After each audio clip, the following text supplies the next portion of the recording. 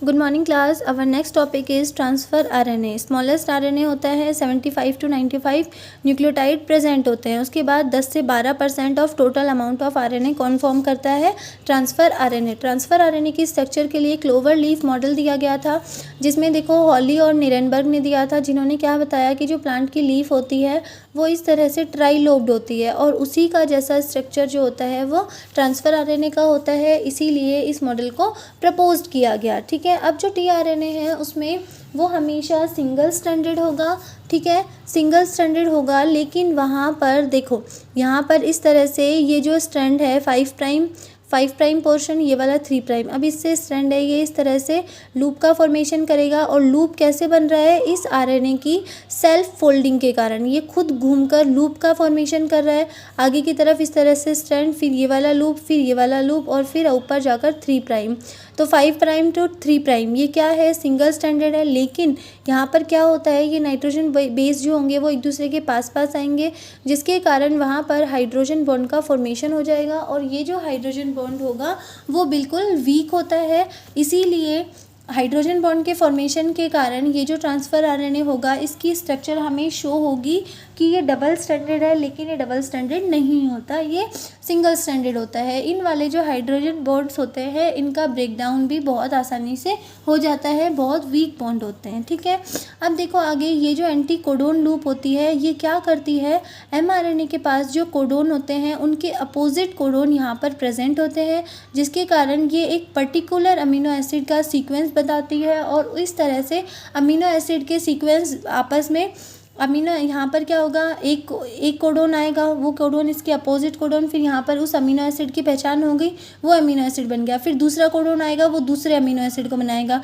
इस तरह से बहुत सारे अमीनो एसिड बनते जाते हैं और वो आपस में पेप्टाइड बॉन्ड्स के द्वारा जुड़े हुए रहते हैं। और बहुत सारे जब अमीनो एसिड पेप्टाइड बॉन्ड के थ्रू जुड़े हुए रहेंगे तो वो किसका फॉर्मेशन करेंगे? प्रोटीन का फॉर्मेशन करेंगे। ठीक है, अब देखो ये जो एंटीकोडोन लूप है इसके बारे में क्या लिखा हुआ है? Pair with mRNAs triplet codon और ट्रांसफर ऑफ अमीनो एसिड। बता दिया कि ये ट्रिपलेट कोडोन जो होगा उसके साथ पेयर करेगी और एक अमीनो एसिड को बना देगी। ठीक है, अब उसके बाद में आता है राइबोसोमल आरएनए। राइबोसोमल आरएनए जो होगा वो टोटल आरएनए का 80% प्रेजेंट होता है। Ribosomal RNA is a component of RNA, जिसमें देखो राइबोसोम जो होता है वो इस तरह से दो सब यूनिट होती है उसमें, एक तो स्मॉलर सब यूनिट, दूसरा लार्जर सब यूनिट। दोनों जो स्मॉलेस्ट और लार्जर सब यूनिट है वो Mg+2 मैग्नीशियम आयन की कंसंट्रेशन के कारण आपस में जुड़ी हुई रहती है और इन दोनों स्ट्रैंड के बीच से इस तरह से एमआरएनए निकलता है। ठीक है, एमआरएनए जुड़ा हुआ रहता है। अब देखो ये जो लार्जर सब यूनिट है यहाँ पर और स्मॉलर सब यूनिट, इसमें दोनों में क्या है? राइबोसोमल आरएनए प्रेजेंट होगा। ये जो राइबोसोमल आरएनए है ये क्या करेगा? देखो राइबोसोम है, इट मीन्स यहाँ पर प्रोटीन का सिंथेसिस होगा। ठीक है, तो देखो ड्यूरिंग प्रोटीन सिंथेसिस इसमें क्या होता है? ट्रिपलेट कोडोन प्रेजेंट होंगे। ट्रिपलेट कोडोन कहाँ होंगे? एमआरएनए में। ठीक है, एमआरएनए से जो ट्रिपलेट कोडोन होंगे वो ट्रांसफ़र आरएनए की एंटी कोडोन लूप पर आएंगे। उसके बाद में ये जो ट्रांसफ़र आरएनए होता है ये इन सूचनाओं को कहाँ ट्रांसफ़र कर देगा? एमआरएनए जो था उसने सूचनाओं को न्यूक्लियस से साइटोप्लाज्म में ट्रांसफ़र किया और जो ट्रांसफ़र आरएनए होता है वो इन सूचनाओं को साइटोप्लाज्म से राइबोसोम में ट्रांसफ़र करता है। ठीक है, राइबोसोम में जब ये सूचनाएं ट्रांसफ़र हो जाती है तो वहाँ पर अमीनो एसिड का सीक्वेंस फॉर्म होंगे, बहुत सारे अमीनो एसिड जुड़े हुए रहेंगे एक चेन में। और जब अमीनो एसिड के बीच में पेप्टाइड बॉन्ड का फॉर्मेशन होगा तो उससे हमें प्रोटीन जो होगा वो मिलेगा। ठीक है, अब उसके बाद आता है functions of RNA. Function of RNA में देखो आरएनए का मेन फंक्शन क्या होता है? प्रोटीन का सिंथेसिस करना, प्रोटीन का निर्माण करना। उसके बाद डीएनए और आरएनए ये दोनों बायोलॉजिकल मॉलिक्यूल होते हैं जिनका सिंथेसिस, रेगुलेशन और एक्सप्रेशन ऑफ जीन ये सब इनका फंक्शन होता है। ठीक है, बायोलॉजिकल मॉलिक्यूल है, ये क्या करेंगे? एक तो सिंथेसिस करेंगे, रेगुलेशन करेंगे और जीन की अभिव्यक्ति के लिए रिस्पॉन्सिबल होते हैं। कौन कौन? डीएनए और आरएनए। ठीक है, जो आरएनए होता है वो कैटेलाइटिक होता है नेचर में। उसके बाद स्मॉल न्यूक्लियर आरएनए जो होगा वो gene regulation by RNA splicing. ये प्रोसेस आगे पूरी जीन रेगुलेशन जब पढ़ोगे उस टाइम बिल्कुल क्लियर हो जाएगी। उसके बाद देखो, perform active function in transcription and translating gene and protein that make up an organism. ठीक है, सबसे पहले क्या होगा? Transfer mRNA. एमआरएनए से क्या बनेगा?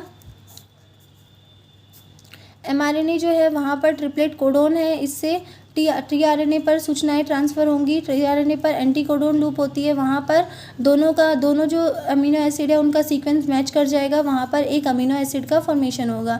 इस तरह से बहुत सारे अमीनो एसिड आपस में जुड़ते हुए जाएंगे और वो अमीनो एसिड आपस में पेप्टाइड बॉन्ड के थ्रू जुड़कर प्रोटीन का फॉर्मेशन करेंगे। ठीक है, अब देखो, डीएनए से जब एमआरएनए का फॉर्मेशन हो रहा था तो उस प्रोसेस को हमने क्या